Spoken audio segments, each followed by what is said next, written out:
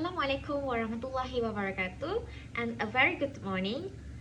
My name is Nurul Hidayah binti Rasmi and I am currently pursuing my studies in Environmental Science and Technology at University Technology Merayu UiTM Cawangan Perlis.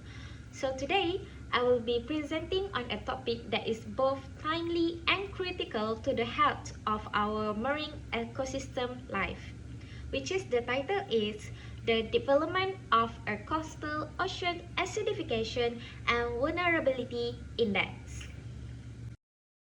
Coastal ocean acidification primarily driven by rising atmospheric carbon dioxide levels and intensified by localized stresses such as eutrophication and freshwater inputs, presents significant threats to marine ecosystem, fisheries, and coastal communities. These combine pressures and can disrupt our biological processes, reduce biodiversity, and harm livelihood dependent on marine resources. Despite the growing impact of coastal ocean acidification, there remains a lack of comprehensive assessment at regional local scales, limiting our understanding of how specific areas are affected. This underscores the urgent need for localized vulnerability assessment that take into account ecological, chemical, and socio-economic conditions to guide effective mitigation and adaptation strategies.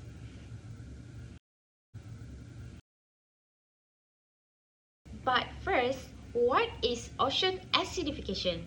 Okay, so ocean acidification happens when the excess carbon dioxide at the atmosphere dissolve in the ocean and react with the water to form carbonic acid.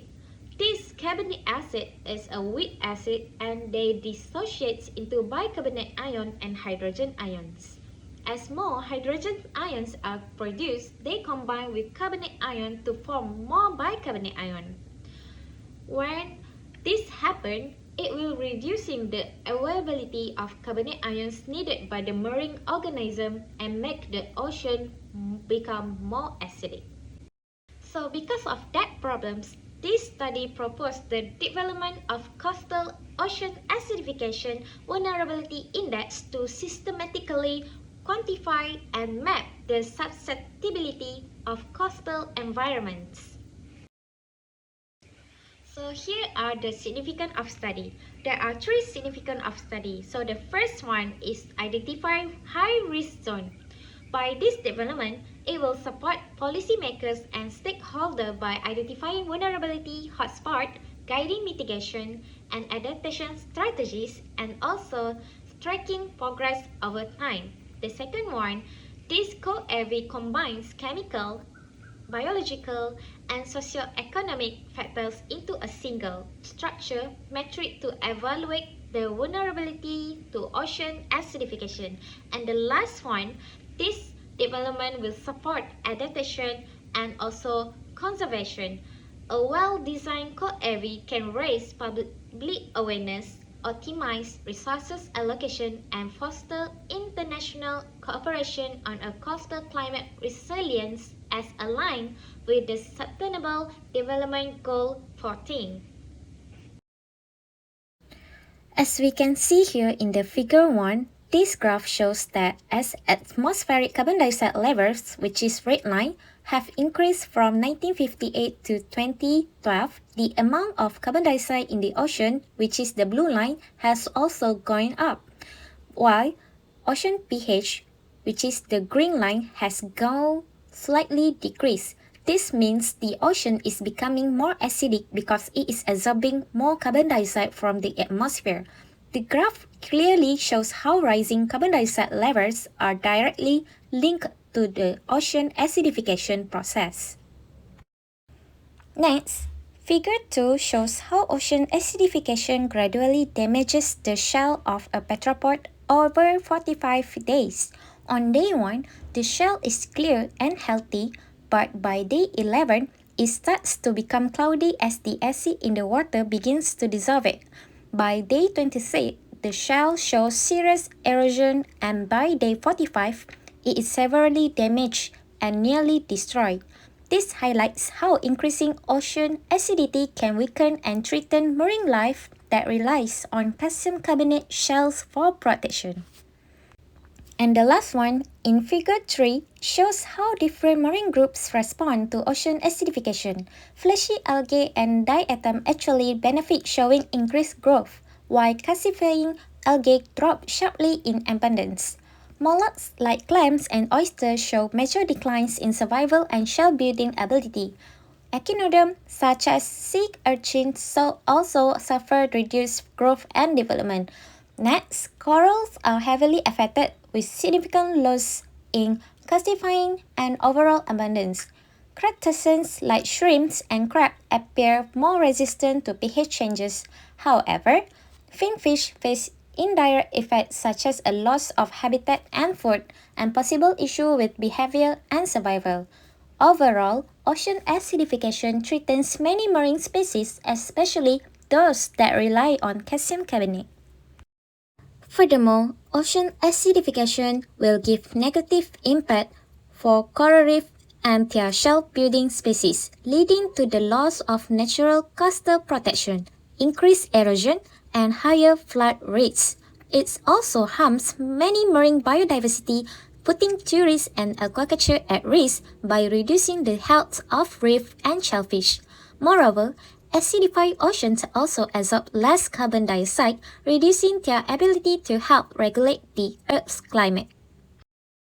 So these are the categories and parameters used from the previous study to assess ocean acidification vulnerability.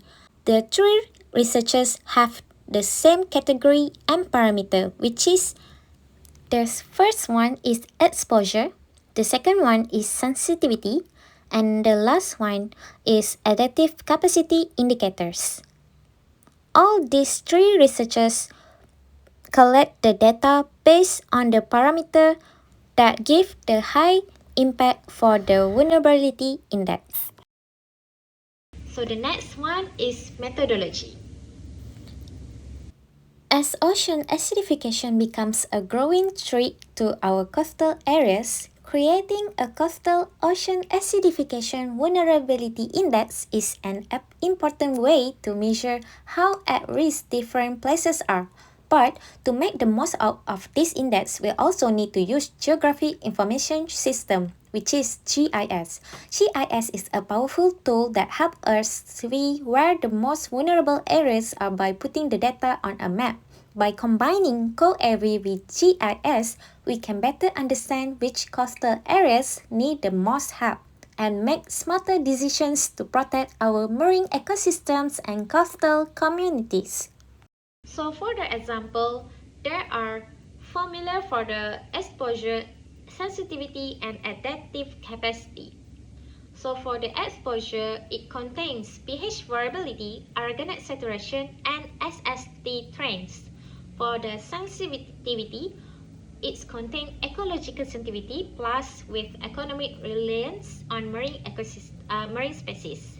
And the last one is adaptive capacity, which contains economic strength, governance index, and education levels. But the formula for CoAV is exposure plus sensitivity minus adaptive capacity.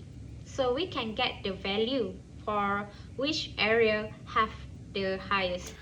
Next, this is a schematic representation of the vulnerability assessment framework, which is contained of exposure, sensitivity, and adaptive capacity indicators. Moreover, vulnerability analysis of coastal ocean acidification is usually done by adopting a structured multi-step procedure that merges environmental, biological, and socioeconomic informations.